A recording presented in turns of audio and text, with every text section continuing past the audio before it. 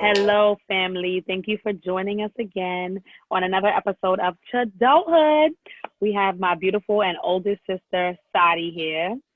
And today I'm just going to be asking her a couple questions just to get to know her a little deeper. And the person that I didn't know, like I knew Saudii as always an older person. So to me, I always known her to be a wise, calm, sensible person. I don't know the child Saudii. I don't know what phases she went through or anything like that. So that's what I'm going to be asking her about today. So Saudii, how would you describe the younger version of yourself? Like, what were you like? Go from like the youngest memory of yourself. Like, were you quiet, at ease, shy, timid? And then go take us through all the motions of middle school, high school, all that. All right. I can say shy a little bit till I open up. Once I open up, it's more you can see the real me. But in the beginning, I'll probably be shy. But as growing up as the young Saudi, I was, mm, I was very angry. I was angry growing up, young. I was angry because I didn't understand a lot of stuff that was going on. So Mm-hmm. that's why I was angry. And Do you mind expanding on that a little bit? Can you talk about the nature of the anger or even the confusion, like what was happening during that time, and try to give us ages. So when you associate anger at the time, what age would you associate that with? um, it was like with me, it was like I felt like why I keep going back to this Mm, lady and she don't love me. mm-hmm. That was the youngest stage, meaning as in five-ish, probably I could say. I could think Mm-hmm. back to like 5 years old, very angry, mad, and quiet, stay to myself, won't open up. Mm-hmm. And that was from 5 up until like 10. Mm, I was 10 years old, and I know I felt now that I'm in a point of life that I know I have two parents, one mm, that love me, one that don't, but couldn't still understand it at that time. Why? mm-hmm. Mm-hmm. So it's still, now I'm 10 years old, and now it's like questions that I wanted to ask my mother, I didn't because I didn't know how the reaction was going to be. So I kept a lot of stuff to myself. But what made me happy was being around my siblings. That's who made me. Because if it wasn't for them, y'all, I wouldn't be passionate, loving, wise, wisdom. I wouldn't be a lot of that. I probably would have been somewhere else because when I mean depression, because Mm, now I'm gonna say depression came at, well, I was always depressed, but I didn't know what depression was until 12, 13. Now 12 mm-hmm. years old, starting to get my menstrual, things is changing. Now I'm the oldest, as y'all can see, right? I'm the oldest of y'all, so I didn't have nobody really to talk to, as in who can teach me how to grow up, who can guide me to be the person I am. So I couldn't always run to mommy for certain stuff because I didn't feel like she Mm-hmm. needed to know certain things like that. I know that I always said to myself, one day I'm gonna get it together. I'm gonna get it together. So that's still the 12 years old, 13, 12 years old stage. I get my menstrual. I was always tomboyish. I was always a leader, never a follower. Because when you follow somebody, you get in trouble. or vice versa. In all reality, you're still in trouble because you follow that person. Just be a leader. Lead the next so they can lead too. So that's how I live that model. Instead of me following you, I'm going to be a leader. I know right from wrong. I know if I did something bad, what was the consequences and the outcome was going to be. Do I want to continue to do it or do I want to stop? So like now I'm going to go back into, I'm going to say back 10 years old when I was in school. So from kindergarten to fifth grade, I used to walk out the classroom, no structure. My mother always was being called on because, like I told you, I didn't understand why I was angry, why this was happening.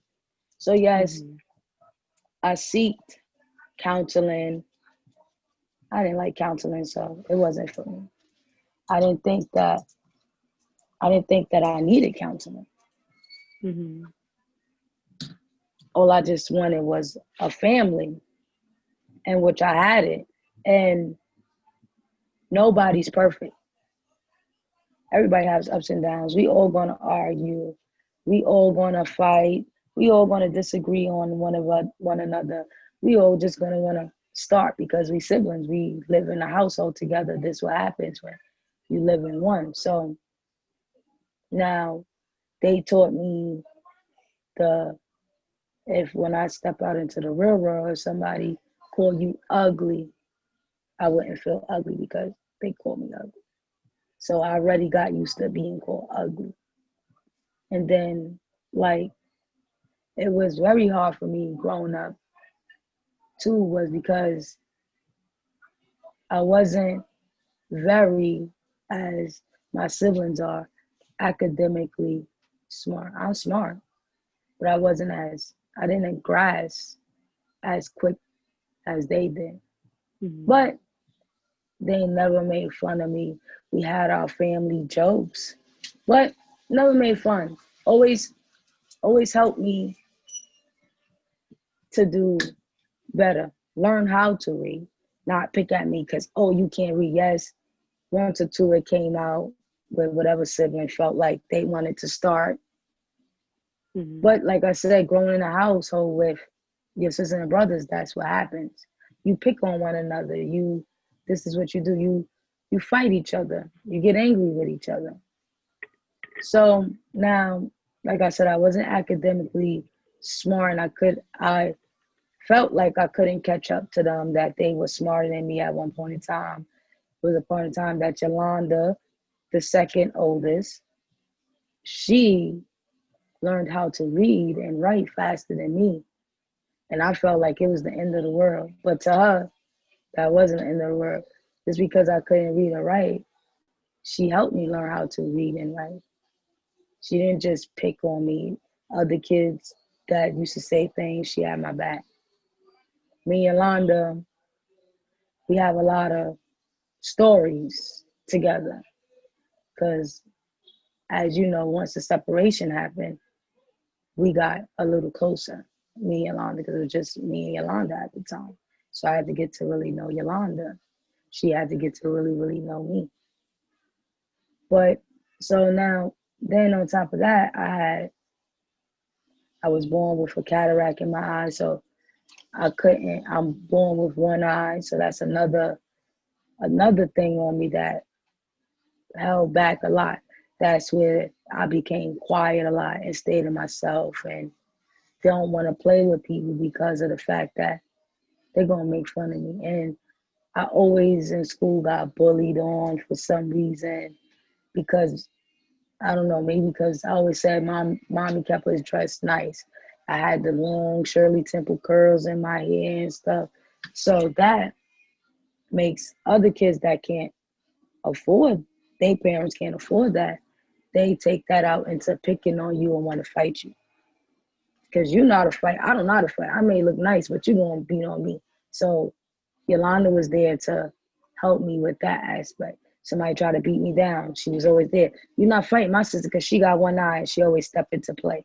So she gave me the courage of me not caring about the one eye. So now, the stage now I'm going into 12. So now I'm 12 years old and I'm finding out who I really want to be, where I want to be in my teenage years of life, what I want to do with myself. I was always tomboyish. I always played with the boys, never hung around the girls. That was Yolanda's thing. I never hung around girls. If it wasn't with the boys, I was by myself, sitting somewhere by myself, or starting trouble somewhere. Because, like I said, I wasn't all that good of a kid. I wasn't. I was bad. Start fires, everything you could think of, I did. So now, then it was a time in my life where I want to say this when all the siblings is on, because this 12 and 13 role plays a lot in my life because I had got touched. So that's what changed my aspect of a lot now, from depression to not having a mother to now the mother that I put all my love in, and this is my mom, knowing that she didn't, if she knew in her power, it would have never happened. But it happened. So now it's like I had grew into a point of my life where hate came and I don't like myself and I don't think I should be here no more because I've been beaten as a young kid, and now that I'm just about to be 13, I got sexually touched. So now I was a long time hate boys. I used to hate boys, hate boys. So I was in that era of hating boys. When I got to 8th grade, I had a boyfriend.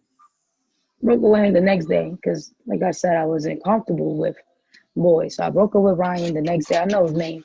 I broke up with Ryan the next day. We broke up. Now, summer comes. We graduate. I was still dressing like a girl, but taking David and Solomon's clothes because I wanted to feel like I'm a boy because I didn't feel like I was a girl no more. So that made me dislike myself as being here. I didn't want to be here no more. I felt like now this is going on. Like, what's next? Like, why he's coming to me out of all everybody? He come to me and I can't say nothing. But like I said, I'm gonna touch bases on that again. So now, after that Wait, came into play, could I ask you a question? So, was that a one-time event, or was something that was continuous that you dealt with for a period of time? it was a period of time over because I was scared. I was scared at the time. But like I said, I'm gonna go into that because it tells. I'm gonna tell y'all more details. I was scared at the time, so that's why it lasted for so long. And when it came out, it came like I gotta tell y'all the story. So when it came out to where um it came out in a matter of that I stole money from mommy because that's the only way I was tired of it. And that was the only way I could have got her attention to know like what's going on. This is what's going on without telling her because I was threatened. I didn't tell y'all that I was threatened. So that's why it took so long. So I stole the money and of the grace of God, the school I was going to Parsbeck Heights. Oh, I was in it happened to me. It happened to me it happened to me when I was in 8th grade. Because I went to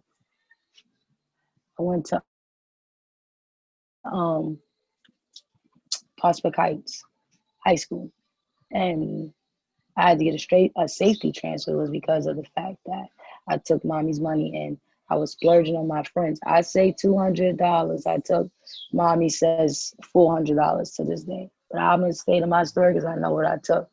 So she beat. Well, every parent you get beat for it. So I had to get a safety. Well, I'm going too. So now she found out, took the money. She's beating me. She goes back to work. She came off her lunch break to get me. She go back to work. She send me home. I go home. I wait till she come home. She come home. She beating me again because I'm wrong. I should never stole from her. That's wrong. You don't steal. So she let me know, don't you steal, because that's what happens when you steal. It could be worse. If you steal from somebody else, they probably would kill you for this. That was the consequences that she was trying to tell me, but she didn't know that I was gonna give her something. So mommy always had me nice. I had Saudii chain here, Saudii, ring Saudii, right? So she knew I love my chains. That's my nameplate Saudii. So she popped all them things off and took all my jewelry, right? And she told me that since I stole from her, I don't mean nothing to her because why would you steal from me? So now I told her, the reason why I stole from you was because I was touched, mommy. I was touched. By who? So now she's like, by who? I'm like, Terry. So she's being the mother. She calls him. She asks me, before he got there, what do you want to do? You want to call the cops? Or what do you want to do? That's the only thing she said. And I told her, I said, I just want him to stop. I just want him to stop. I don't want to call no cops. I don't want nothing involved. I just want him to stop. That's it. So he came or whatever, and she locked at the time in 2011. There was a door in the kitchen that he built because he was from Guyana, so he built a kitchen door. So she put us in there privately, and she asked me and him. She asked him, "Did you touch my daughter?" And she asked me, "Did Terry touch you?" And I told her, "No." And she was like, "Why would you tell me no, Saudii?" And I was like, "Because I was scared because he said he was going to shoot me with a gun." And he pulled the gun out on me numerous of times. So now she told she told Terry she can't be with him no more, whatever. They break up. But when they break up, I'm still destroyed as me. So now I'm destroyed. I told her that feels good. That's off my chest. I told her, she made it stop. That's the good part. But now I'm destroyed because now I got transferred from Prospect Heights to I had to get safety transfer. So I got transferred from Prospect Heights to go to Sheepshead Bay, which was the school I originally wanted to go to. So I went back to the school I wanted to go to because my junior high school was across the street from the high school I wanted to go to. So I went I went to Shelburne. I went to Sheepshead Bay High School. And at that time, I didn't know because in my era growing up, yeah, there was gay, but it's not bold as it is today. So being gay wasn't like my friend, my homegirl sat next to me and told me, yeah, girls, we gay. No.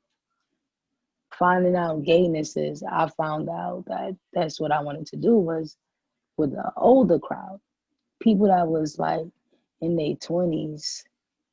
Now, my little self is 13, 14, hanging around 20s and 30 years old. And they taking me to the Ville and showing me the lifestyle of being gay and what a lesbian is and what bisexual is. And it was like, at that time, it was a class for me because it taught me if I wanted to go that route. I wasn't a virgin because I had sex with the boys already. So I wasn't a virgin. So it's not like I'm a virgin going into being gay. So I know how it feels to have sex with a man. And I said, maybe a woman can treat you better than a guy could. Because if this grown man can sit here and do this to a little girl, imagine if I become a grown woman, what a man gonna do to me? That's me growing. I'm not. So I didn't know what was going. That's what I'm saying to myself. So now I never told nobody I got touched.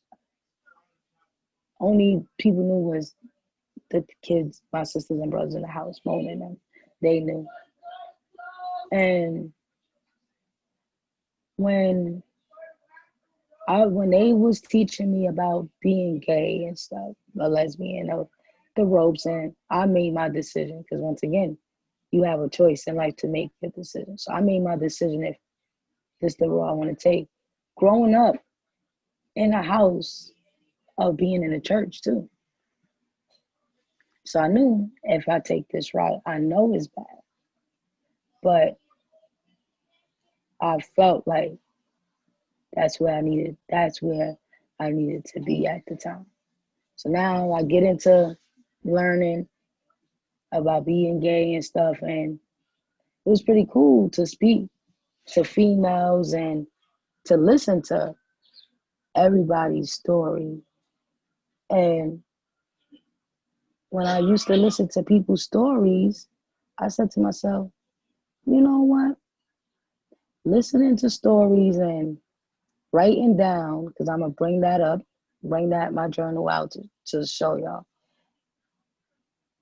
Being around older people and writing down and listening to stories helped me become a better female than I am today. Because even though I'm gay, I don't call myself no man, no nothing. I'm still a woman. I'm still a female. So now the era of now is different. So now I learn how to be gay. So now remember, I'm out here still looking for love because that's my seek is I'm looking for love. Yes, mommy love is there, but I'm looking for this conditional love. So I thought that I could find it in girls, and I went through different girls beating me up and just violating me, period. Of a nice person I am, because I'm a nice person. I wouldn't want to beat somebody up like me. I wouldn't. I would cherish you like, wow, you cool. You nice. I like you. You know about kids.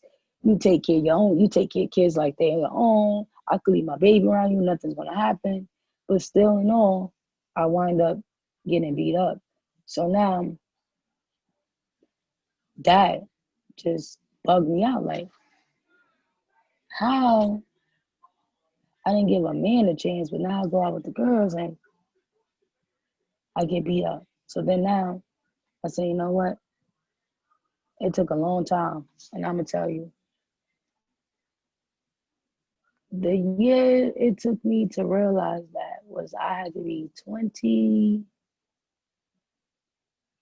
years old, 28 years old to wake me up. The last time was with Quasia. I don't know if you met her, Kamori's mother, Quasia. And I was in that abusive relationship for like 14 years. So that's my whole childhood life. And we're going to get back into touch bases with that too. But she plays a long part of that. So now, 28 years old, I found out I'm at the point where I can't take it no more. But now I can't say I can't take it because now I got a son. Then I have family that loves me unconditionally. Then I have the other family that they love me too. So all that played ways. And I just say, you know what? I'm not gonna hurt myself. I'm not gonna do none of this. I'm just gonna live my life. Whoever love me, they love me. Whoever don't, they don't. If I don't never find a girl or a guy out here, I guess Saudii will be the one. This I'm my own soulmate. Because it's me and the Lord up above. That's the only good relationship I could get. Yeah, it's lonely nights laying in the bed, but it's good when if you're not getting abused or nothing. So after 28, I learned that. And when I learned that, I let go. Like I had to let go of that getting love from abuse because that's not what it became. I was finding love, and by you hitting on me, that was she loves me, and I can't leave her because that's how it be. But then when I come home or I come back to my sisters and brothers, they showed me different love. And no matter how long I was gone away from them, came stinking at one point in time because it was never, like I said, this road was never an easy road. Staying at girls' houses and not listening to mommy and don't have clothes because they'll buy me clothes and they'll throw them away. Like Glacier used to buy me clothes and she'll throw it away and stuff. So I didn't really have clothes like that. So I had to just use the clothes that I had. So now that I'm in the condition where I'm at in my life of who I am, Saudii, and I'm not gonna say that all the way happy because in some ways I'm not happy because of the fact that I wish I could just go back and just erase the time that my biological mother didn't beat me the way she did, because that's what hold the impact. Ever since I was young, I always said, you ask Yolanda and Mona, I always said, I want a baby. I want a baby. I'm gonna have a baby. All my life, I always had somebody's kids or I had a baby doll. Growing up, I was like in high school and I used to walk around with a little baby. He was like 6 months. His name was Nasir. He was like 6 months and I'm little myself walking around with this baby. Mommy, like, Saudii, you always got somebody baby. Until one day I said, you know what? I'm going to have my own baby. And the reason why I had a baby was too because when I was growing up, mommy always used to say she never got time to experience with us was our first tooth, first learning how to walk, learning how to crawl. She didn't ever experience that because she had to work. The babysitter always called her and said, Solomon got a tooth, or Yolanda walked today. I mean, not Yolanda, David walked today. So things like that, she didn't see it. So, and then the fact that she had lost you too, I said to myself, I'm gonna give my mommy a baby because she don't approve of me being gay. To her, she don't think I'm gay. I just dress like a boy. She don't approve of it. So when I told her I was gay, it was off the rip. I still can't talk to her about girlfriend. She don't listen to that. Y'all do. She will never.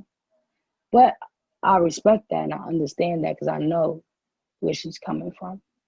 And some people's not open-minded to different relationships and different sex and stuff like that. So I'm understandable about that too. But now I had my baby. So after, yeah, she didn't have you no more. I said when I get older, I'm gonna have a baby. And probably like 12th grade, I used to tell her, Mom, I'm gonna give you a baby. She's like, you ain't give me no baby because you don't even go out with guys. I'm like, I'm gonna give you a baby. You won't have a baby. And sure enough, below, we had a baby. I had a baby for her. And Daryl's here. Daryl's a piece of work because Daryl's not my baby. Daryl's mommy's baby. And now she can say that she experienced this. She experienced to see a baby first tooth. She experienced to see a baby walk. And all of that again, instead of them calling. I've been around kids. Every kid gonna do the same thing. I already know that. DC's gonna have grandkids and I'm be with them. So I'm gonna see the first tooth. I'm gonna see how a baby walk. So that's why, and I had a baby too because he's gonna love me no matter what.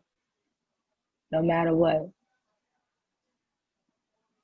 And I wanted to have a kid to show my biological mother that you don't have to use drugs to to comfort your problems, because I have problems too, and I didn't go to drugs.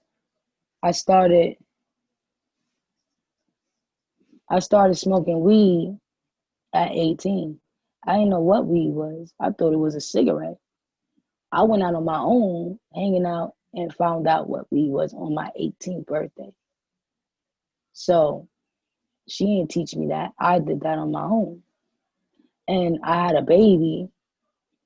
And when I had my baby, I didn't continue to smoke weed because I knew it could harm him. Once I found out I was pregnant, the weed was a wrap. So that's why I was like, if I could do it, why? If I could have did it, why couldn't she do it? What didn't change things in her life? So I had this baby.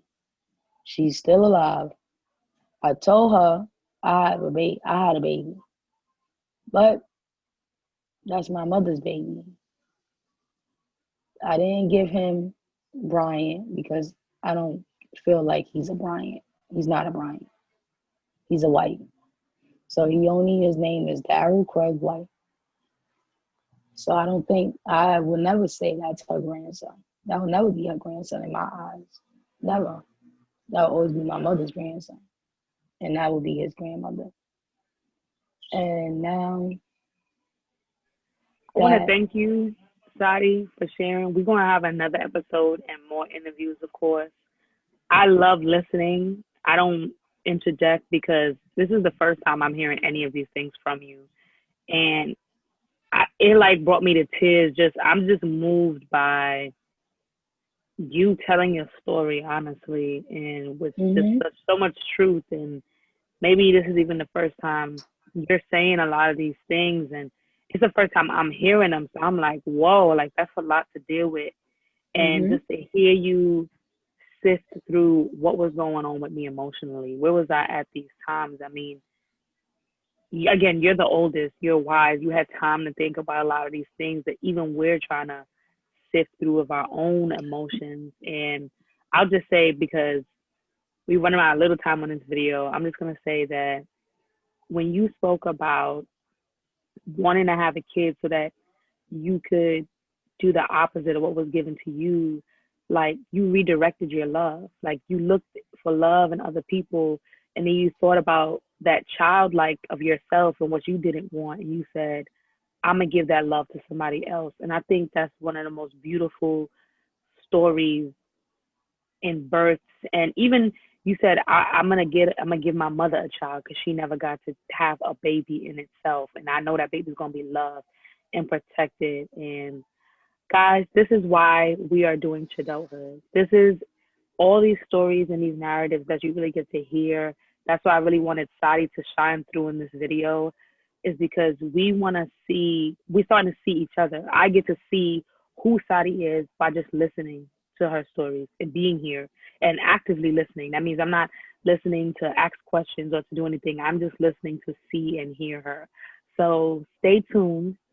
This has been another episode of Saudii mm-hmm. and Cheyenne, and this is Yep. Chidulthood. So we love y'all. Keep watching. Come with the questions. We love Stay questions. tuned. It Yep. gives us more opportunity. Yep. A lot of questions. We have the answers for you.